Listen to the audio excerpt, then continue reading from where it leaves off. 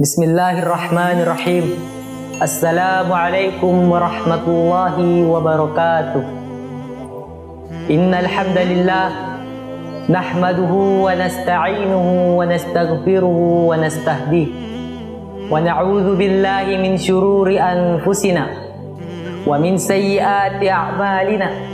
May yahdihillahu fala mudilla lahu wa may yudlil fala hadiya lahu. Asyhadu an la ilaha illallah wa asyhadu anna Muhammadan abduhu wa rasuluh. Allahumma salli wa sallim wa barik ala Muhammadin wa ala alihi wa sahbihi wa man ihtada bihudahu ila yaumil qiyamah. Amma ba'd. Segala puji bagi Allah Subhanahu wa taala yang masih senantiasa melimpahkan rahmat dan hidayahnya, yang masih senantiasa melimpahkan nikmatnya, yang dengan nikmat itu kita gunakan untuk mengumpulkan amal-amal kebaikan kita di permukaan bumi ini, guna untuk memperhadapkan kehadapan Allah Subhanahu wa taala di hari perhitungan amalan kelak. Selawat dan salam semoga tetap tercurahkan kepada baginda Muhammad sallallahu alaihi wasallam, Nabi yang diutus oleh Allah Subhanahu wa taala ke permukaan bumi ini, guna untuk membawa seluruh umat manusia dari alam yang gelap gulita menuju alam yang terang benderang, seperti yang kita rasakan pada kesempatan kali ini. Ma'asyiral muslimin rahimani wa rahimakumullahu jami'an. Lafal basmalah bukanlah sesuatu yang asing bagi telinga dan lisan kita. Dalam lafaz tersebut Allah Azza wa Jalla mensifati dirinya yang Maha Pengasih lagi Maha Penyayang. Dan salah satu bentuk dari rasa kasih sayang Allah Subhanahu wa taala kepada hambanya adalah Allah Subhanahu wa taala senantiasa membalas kebaikan dengan kebaikan dan membalas keburukan dengan keburukan. Begitu sayangnya Allah Azza wa Jalla kepada hambanya. Apabila ada seorang hamba yang berniat melakukan kebaikan, Allah Subhanahu wa taala langsung mencatat baginya satu pahala kebaikan. Dan jika seorang tersebut benar-benar melaksanakan kebaikannya, maka Allah Subhanahu wa taala akan mencatat baginya hingga 700 kali lipat kebaikan. Sebagaimana yang diriwayatkan di dalam hadis qudsi, diriwayatkan oleh Imam Al-Bukhari dan Muslim, bahwasanya Rasulullah sallallahu alaihi wasallam bersabda, "Innallaha katabal hasanati wa sayyi'at." Sungguhnya Allah Subhanahu wa taala mencatat kebaikan dan keburukan. Tsumma bayyana dzalik. Kemudian Rasulullah sallallahu alaihi wasallam menjelaskan, "Faman hamma biha bihasanatin falam ya'balha." Jika seorang berniat melakukan kebaikan namun tidak melakukannya, katabahallahu lahu hasanatan kamilah. Maka Allah Subhanahu wa taala akan mencatat baginya satu pahala kebaikan. Fa in huwa hamma biha fa'amilaha. Jika seorang tersebut benar-benar merealisasikan niatnya, maka Allah Subhanahu wa taala akan mencatat baginya 10 pahala kebaikan dan melipat gandakannya hingga 700 kali lipat kebaikan. Lalu, bagaimana jika seorang yang berniat melakukan keburukan? Maka lanjutan dari hadis tersebut, Allah Subhanahu wa taala memperlihatkan sifatnya yang begitu penyayang. Fa in huwa bihasanatin falam ya'malha. Apabila ada seseorang yang berniat melakukan keburukan namun tidak melakukannya, katabahallahu lahu 'indahu hasanatan kamilah. Maka Allah Subhanahu wa taala akan mencatat baginya satu pahala kebaikan. Fa in huwa hamma biha fa'amilaha. Dan jika seseorang tersebut merealisasikan niatnya, katabahallahu lahu sayyi'atan kamilah. Maka Allah Subhanahu wa taala akan mencatat baginya satu keburukan. Begitu pemurahnya Allah Azza wa Jalla kepada hambanya. Ma'asyiral muslimin rahimani wa rahimakumullah. Bentuk kasih sayang Allah Subhanahu wa taala di atas begitu sangatlah besar. Bagaimana tidak jika seorang hamba yang berniat melakukan kebaikan dan melaksanakannya, Allah Subhanahu wa taala akan mencatat baginya hingga 700 kali lipat kebaikan. Dan jika seseorang berniat melakukan keburukan, maka Allah Subhanahu wa taala akan mencatat baginya apabila orang tersebut tidak melakukannya, Allah mencatat baginya satu pahala kebaikan tanpa menghitungnya sebagai sebuah dosa sedikit pun.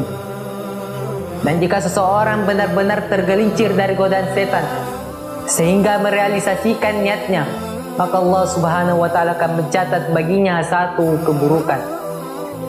Begitu pula murahnya Allah Subhanahu wa Ta'ala kepada hambanya. Tidak sampai di situ saja, bahkan Allah Subhanahu wa Ta'ala membuka pintu selebar-lebarnya agar seluruh umat manusia mendapatkan banyak pahala kebaikan.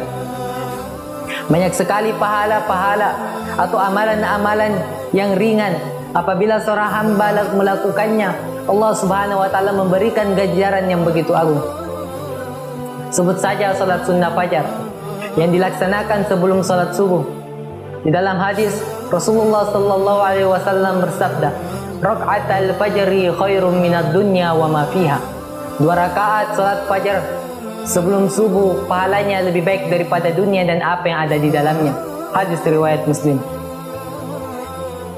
Bahkan lebih daripada itu, sekedar mengucapkan amin di akhir bacaan Al-Fatihah seorang imam pun Allah Subhanahu wa Ta'ala memberikan ganjaran tersendiri yang begitu agung. Sebagaimana sabda Rasulullah sallallahu alaihi wasallam, "Idza ammana al-imam," jika seorang imam salat mengucapkan amin, fa aminu, maka ucapkanlah oleh kalian semua amin. Fa innahu man wafaqa ta'minuhu ta'minal malaika. Karena barang siapa yang ucapan aminnya bersesuaian dengan ucapan aminnya para malaikat, ghufira lahu ma taqaddama min dzambi, maka dosanya yang kecil yang lalu terampuni. Hadis riwayat Al-Bukhari dan Muslim. Ma'asyiral muslimin rahimakumullahu jami'an. Namun terkadang kita sebagai manusia merasa lupa diri terhadap amalan yang kita lakukan. Terlalu percaya bahwasanya seluruh amalan yang kita lakukan diterima olehnya. Sangat yakin akan berpulang ke surga kelak di hari setelah berbangkit kelak. Dan sangat percaya bahwa dirinya terbebas dari api neraka yang bahan bakarnya terdiri dari batu dan manusia. Padahal ada hadis lain yang membuat bulu kuduk berdiri. Sebagaimana diriwayatkan dari Jabir bin Abdullah bahwasanya Rasulullah sallallahu alaihi wasallam bersabda, "Tidak akan masuk surga seorang hamba dengan amalannya, dan dia tidak akan dibebaskan dari api neraka. Dan begitu juga dengan diriku, kecuali rahmat dari Allah Subhanahu wa Ta'ala." Maksud dari hadis ini adalah seseorang tidak akan membuatnya masuk surga dengan amalan yang dia lakukan, dan tidak akan membebaskannya dari siksaan api neraka kecuali dari rahmat Allah Subhanahu wa Ta'ala. Maka dari itu, marilah kita gunakan kesempatan sebaik-baik mungkin untuk meraih rahmat Allah Subhanahu wa Ta'ala. Dan salah satu cara untuk meraih rahmat Allah Subhanahu wa Ta'ala adalah dengan cara memperbanyak amalan. Karena tidak seorang pun yang masuk surga dan dijauhkan dari api neraka kecuali dari rahmat Allah Subhanahu wa Ta'ala. Suatu amalan tidak dapat memasukkan seorang hamba ke dalam surga dan tidak akan membebaskannya dari api neraka, namun dapat mengundang rahmat Allah Subhanahu wa Ta'ala kepada kita. Ma'asyiral muslimin rahimani wa rahimakumullahu jami'an. Maka daripada itu, para ulama memesankan kepada kita semua agar supaya menyertakan 3 hal apabila kita beramal. 3 hal tersebut adalah al-hub, al-khauf, dan ar-roja. Al-hub adalah rasa cinta dan senang terhadap amalan yang kita lakukan.